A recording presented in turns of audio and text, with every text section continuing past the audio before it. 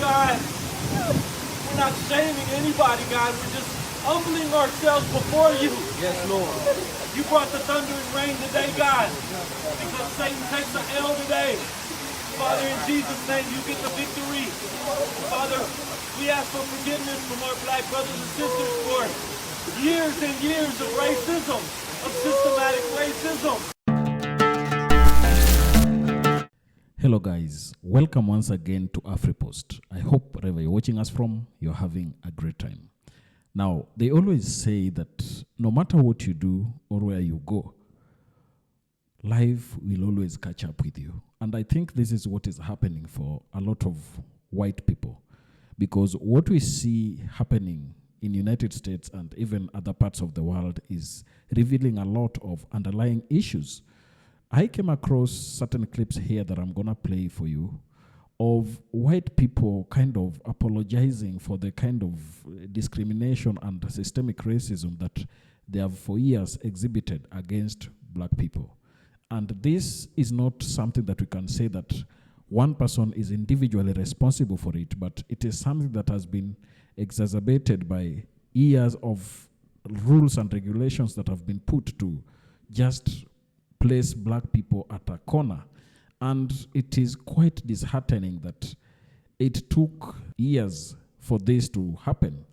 And I don't know whether you are going to take it as a black person, because some people have been talking and they're saying that we don't need your apologies because you did it straight-faced towards us and there is no need for you to apologize because we are not able to take it up. So let's watch this video first, then come back and talk about it more. Shalom, TikTok. How the hell are you? You know, I was just sitting here talking to Dad. You see, I call Yahuwah, the Hebrew father, Dad, you know, because he adopted me. I'm a Gentile from, Esau, and he adopted me in, so I just call him Dad. And me and him was sitting here talking, and I know that the dark-skinned Hebrews are the true Jews, the true Israelites, the true chosen ones. I know that the dark-skinned people are the chosen ones. And I sitting here talking to Dad, and I said, boy, you say that they're going to come and worship their feet and know that you love them. And I sitting there thinking, he said, I did spare you from that. And I'm like, well, what do you mean, spared me from that? He said, if you'd have been a lawless Christian, he said, that would have been you too. Those that say they're Jews and are not, are from the synagogue of Satan. So all you Christians that think you're the chosen ones, or think that those white folk over there in that V-shaped country over in the Middle East, see, the V is the mark of the beast. So all the ones over there that think they're the chosen one, well, my dad, Yahuwah, the dark-skinned creator, that is the one that's going to make the Christians come and worship the true dark-skinned, indigenous, black men and women's feet. So he told me, he said, I spared you from that because you acknowledged it and, and respect it, then I'm not going to make you do it. So for following his laws and obeying him, I love my dark-skinned brothers and sisters, man. These are some of the most wonderful people on the planet. There's probably, truthfully, more of them than they are of us when it gets right. Look what's been done to them. While I'm thinking about it, I want to apologize for my ancestors, what they did to you guys, the horrific things that were done to you, man. I've done some deep studies, and just couldn't be any worse. It couldn't be any worse. You know what, the babies, alligator bait, all those things. I want to apologize for my ancestors, and just horrific things. I want to publicly apologize for what my ancestors did to Yahuwah's chosen people. But anyway, I wanted to get on here and let y'all know that, and you know, what I was saying is I love my dark-skinned brothers and sisters, but I sure didn't want to every time I see you get down and kiss your dusty shoes. So I am glad that Yahuwah spared me from that, but man, I so much look forward to eating dinners with you guys, and man, I make probably the best salsa in the world.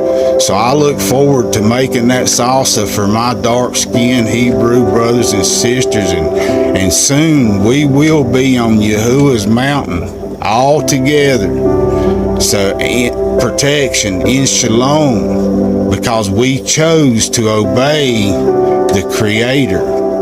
Everything is upside down and backwards. The world always thought the white man was the chosen ones, when really it was the dark-skinned man and the dark-skinned Messiah, not the long-haired, feminine-looking JC that we see up on the pagan Constantine cross. So we're finding out everything is upside down and backwards.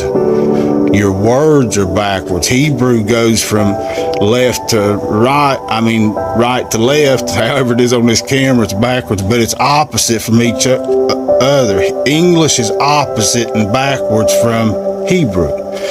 So they even have you guys speaking backwards with spells and curses. You're completely upside down. I promise you, the more study you do, the more you're going to realize that you're in an upside down world. Good is bad, bad is good. The God that you thought was good is really the bad one. Jesus is Baal, Jezebel. Study about the Jezebel spirit, and then you'll see the spirit in your Christian churches. That's why you have everything that's going on in the Christian church. It's all about the God of money and masons and magic and mystery and master slave owners. You ever thought it suspicious that the word slave, if you take the L out, it's save. Save a slave.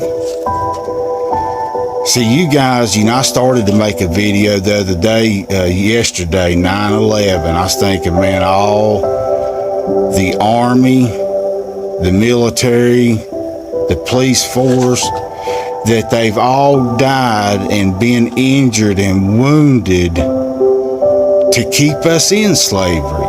It wasn't for freedom. No, sir. No, sir.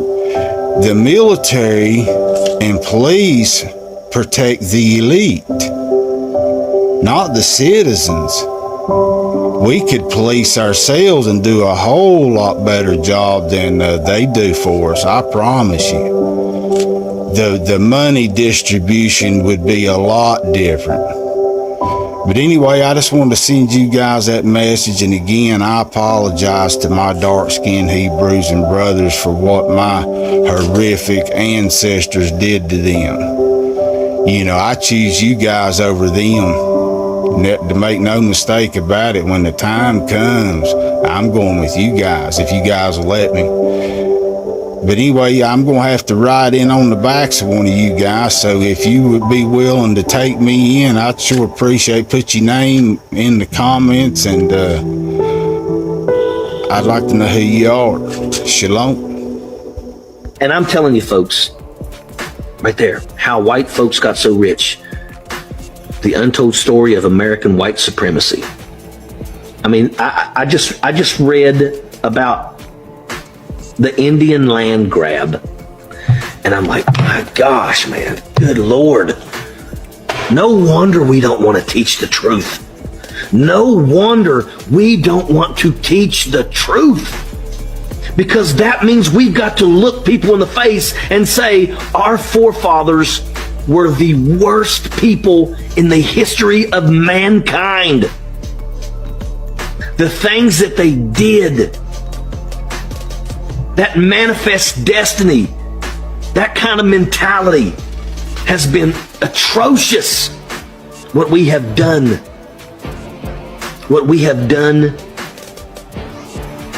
to the African Americans.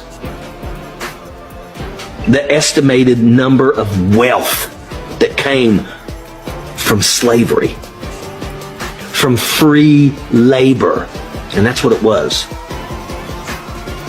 And they estimate that the amount of money that came from slavery was around $24 trillion.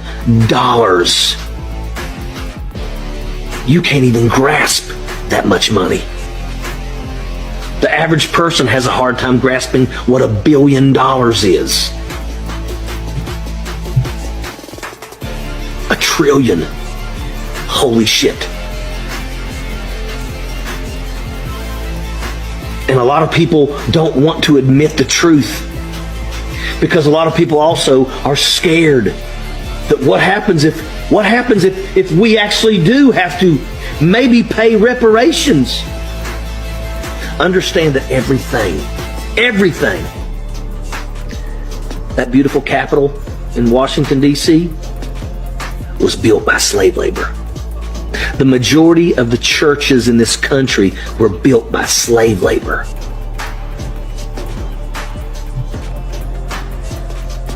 Our forefathers were lazy. And if they were smart, which they were, but the problem was they were cunning and sad.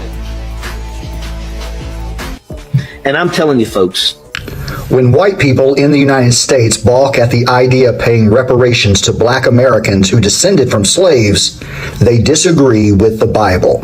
Reparations are a form of compensation or restitution made to those who have suffered injustice, particularly those in cases of racial inequality, discrimination, and slavery. The idea of paying reparations to black Americans is not a new one. It has been a topic of discussion for decades, if not centuries. However, it has gained renewed attention and support in recent years, following the resurgence of the Black Lives Matter movement and the growing recognition of systemic racism in American society. As a Christian, I believe that reparations are not only a matter of justice and equity, but also a reflection of God's character and values. In the Bible, we see numerous examples of God's concern for the oppressed, the marginalized, and the downtrodden. From the Israelites' liberation from slavery in Egypt to the ministry of Jesus among the poor and the outcast, we see a consistent theme of God's love for those who are on the margins of society. One of the key biblical principles that underlie the idea of reparations is the concept of restitution.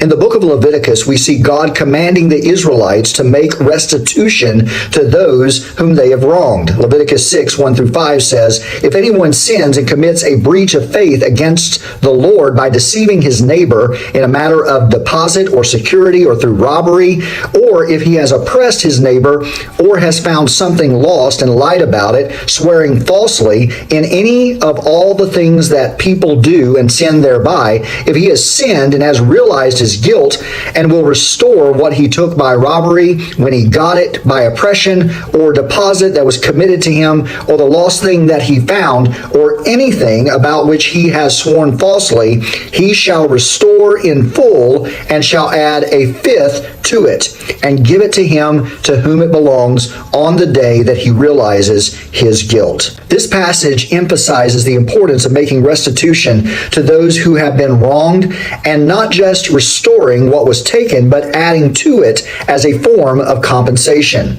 This principle of restitution can be applied to the issue of reparations to black Americans who have suffered centuries of enslavement, discrimination, and systemic oppression.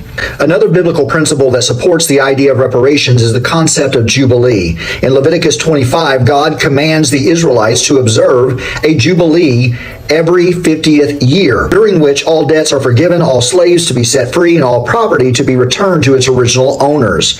This was a radical idea of economic justice designed to prevent the accumulation of wealth and power in the hands of a few and to ensure that all members of society had equal access to resources and opportunities. The idea of Jubilee can be seen as a model for reparations in that it seeks to address the root causes of inequality and oppression rather than just treating the symptoms. By forgiving debts, freeing slaves, and returning property, Jubilee seeks to create a more just and equitable society, one in which everyone has the opportunity to flourish. As a Christian, I believe paying reparations to Black Americans is only a matter of justice and equity, but also it is a reflection of God's values and character. Through the biblical principles of restitution and Jubilee, we see a model for how we can address the historical and systemic injustices that have plagued our society for far too long. While the issue of reparations is complex and contentious, I believe that as Christians, we have a responsibility to seek justice. Now, from the video, I think it seems we are in a season of apologies and blacks are getting much of it. Why is it that it took them so long to have to realize this? We must understand that some of them, it's not born inherently. Some of them have these racist behaviors or discriminatory tendencies towards blacks just because it is a societal thing that they have grown up and they have been taught to look at black people as lesser human beings, look at them as people who are not worth being considered as respectable. So you find that the guy there is talking about how he's been wrong all along, and from the research he's done, he's finding out that blacks were the true Jews and they're the true chosen people who have not been respected because of what they are, or have not been shown some respect as it should be. And he's kind of saying that after his study that is done, he has realized that his people have been wrong all along. It is a news that he's not the first person that I've seen talking about this, but many whites are coming out and realizing that they have been on the wrong side of history for many, many years. Look at how blacks have endured a lot of sufferings in the United States. The issues of redlining. It was so bad for black people. Look at the segregation issues. These were bad for black people. And when you look at this history until to date, you will be able to understand why there is a huge disparity that exists between whites and blacks in the United States. We are talking about wealth disparities. We are talking about employment disparities. We are talking about health disparities. Blacks have been subjected through harsh conditions that it is even a miracle that they still persist and exist to date. Look at the inner cities where most blacks live. There are lots of wastes being thrown in those areas, and the amenities are dilapidated. It is quite disheartening. And if you look and have a little experience of what a black person is, I don't think whites can enjoy it. That many, many years of systemic racism and well-organized regulations that work against you, it is quite hard to overcome this. And I think it's only a black person who can manage to overcome them. And despite having people like this coming out to talk and really apologize, there are others who are of a different opinion. For instance, I went through some comments about people who are talking about this guy, and some of their comments are quite interesting. Some are still saying that racism is a fallacy, it does not exist, and others are absolving themselves from blame because they're saying, if our ancestors wronged you, I have nothing to do with it because me and you have no beef going on.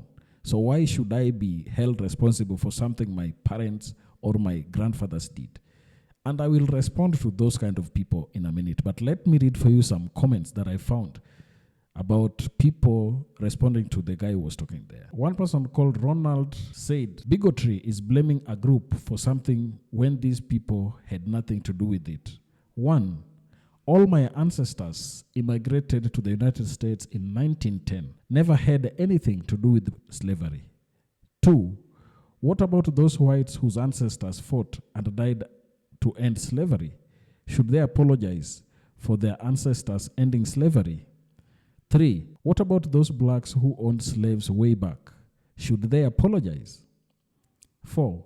What about blacks who came to the United States after slavery was eliminated, in brackets, almost exclusively by white folks, and whose ancestors captured other blacks in Africa and sold them into slavery? Should they apologize? I think Ronald is raising some serious issues here that I think are quite important. And while some are questions that I will not answer, I feel like some I can respond to right now. For instance, he's saying that his ancestors immigrated to the United States in 1910 and has never had nothing to do with slavery. When we talk about these issues of discrimination and racism and even slavery, it is always not something that a person has done to you directly, because let's face it, most of blacks living today, none of them has been subjected to direct slavery. They might be suffering from indirect effects of slavery, but none of them has been subjected to the harsh conditions of slavery as it were during their ancestors' time. So those who enabled existence of slavery and even benefited from it should really accept and own up to the fact that his people did this which is wrong, and they must apologize, or if they have some restitution to give, then they should. And the guy talking about his ancestors coming to the United States in 1910 does not mean that that time issues of slavery, issues of segregation and everything had ended. Up until the civil rights movement in 1960s, blacks were segregated and they were subjected to harsh conditions. His ancestors who came enjoyed the effects of this segregation. So we cannot fully absolve him of blame. Another question that he asked is about ancestors who fought to end slavery. We appreciate it, but you benefited from it. We have this wealth disparity, we have this health disparity because of the systems that were put by people of your kind. So it is quite important that even if you are not directly responsible, you accept and say that my people did this and we are sorry. Another comment that I came across is from Albert. He's saying that as an American-born European, I live both in the United States and in Europe. I can say there is no racism anymore. And those black people in the United States or anywhere whose ancestors were enslaved and who is asking for reparations from the whites are just lazy to work. Why do you think whites should pay for something they haven't done? This is quite a comment that most whites tend to give. One question that I always ask myself when such kind of issues come around is, if blacks have suffered for you to benefit, don't you think that you have enjoyed out of their sufferings? Because look at how the systems in the United States have worked.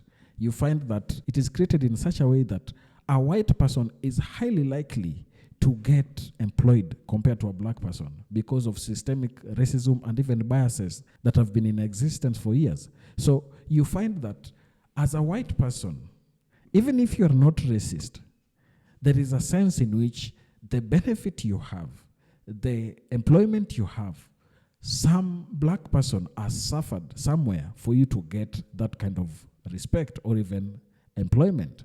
You find that, and we can't say that racism does not exist. It still exists to date. There are many instances that we have seen where racism has been depicted everywhere.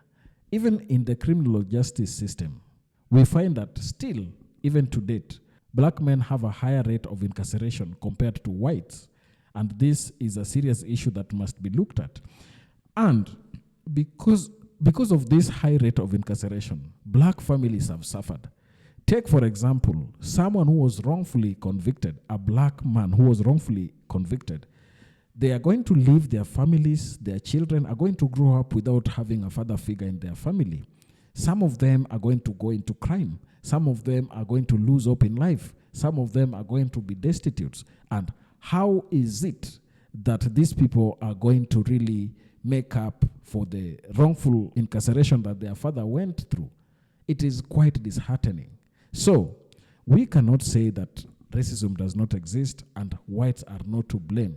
The only thing we must do is that we must accept that something wrong happened and we must make amends where necessary. Tell me down in the comment section what you think. I know this is a very, very hot discussion that everybody would have a say over it. But tell me your opinion down in the comment section. And if you're watching us for the first time, don't forget to subscribe to our channel, like this video, and also share. Thank you, and may the good Lord bless you. Goodbye.